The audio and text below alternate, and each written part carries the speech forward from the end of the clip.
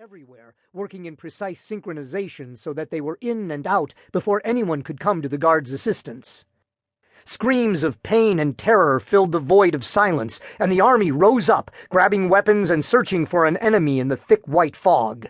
They saw only their own sentries, empty sockets for eyes, blood running down their faces as they ran sightlessly in any direction. In the center of the mass of warriors, a crack was heard, then another, crack after crack, and 2 lines of men dropped to the ground with broken necks. It was as if hidden within the thick fog were invisible enemies, moving quickly from man to man, breaking necks with their bare hands. Chaos erupted. Men ran screaming into the surrounding forest. But wolves boiled out of nowhere, snapping with powerful jaws at the fleeing army. Men fell on their own spears as if directed to do so. Others rammed their spears into comrades at arms, unable to stop themselves no matter how hard they fought the compulsion. Blood and death and terror reigned. Voices whispered in the soldiers' heads, in the very air, whispered of defeat and death. Blood soaked the ground. The night went on until there was no place to hide from the unseen terror, from the specter of death, from the wild beasts that came to defeat the army. In the morning, the Wallachian villagers went forth to fight, and found only the dead. Lucian, Carpathian Mountains, 1400. The air reeked of death, of destruction. All around were the smoking ruins of the human villages. The Carpathian ancients had tried in vain to save their neighbors, but the enemy had struck as the sun reached its peak. The hour rendered the ancients helpless, as their powers were weakest at that time. So many Carpathians, as well as humans, had been destroyed, men, women, and children alike. Only those of their people who had been far away had escaped the crushing blow. Julian, young and strong, yet a mere boy, surveyed the sight with sad eyes. So few of his kind remained, and their prince, Vladimir Dubrinsky, was dead, along with his life-mate Sarantha.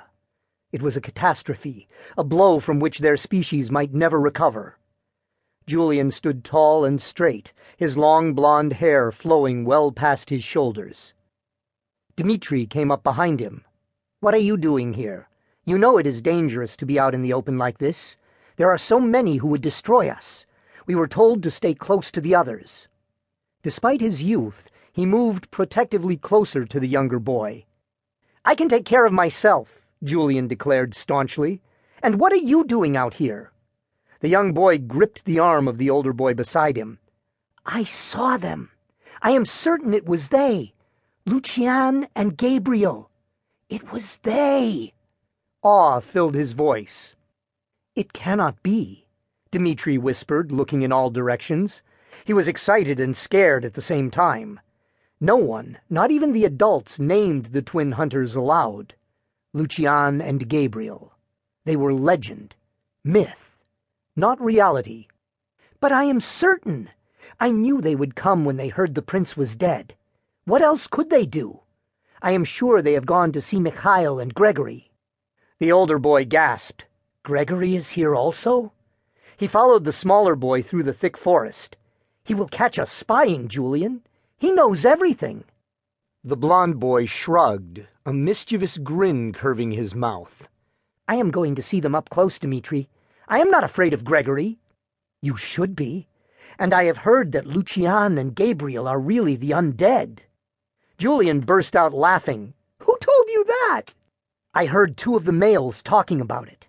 They said no one could survive as long as they have, hunting and killing, and not turn. The humans have been at war, and our people have been destroyed in the process. Even our prince is dead. Vampires are everywhere. Everyone is killing everyone else. I do not think we have to worry about Gabriel and Lucian. If they were really vampires, we would all be dead. No one, not even Gregory, could defeat them in battle," Julian defended. "They are so powerful no one would be able to destroy them.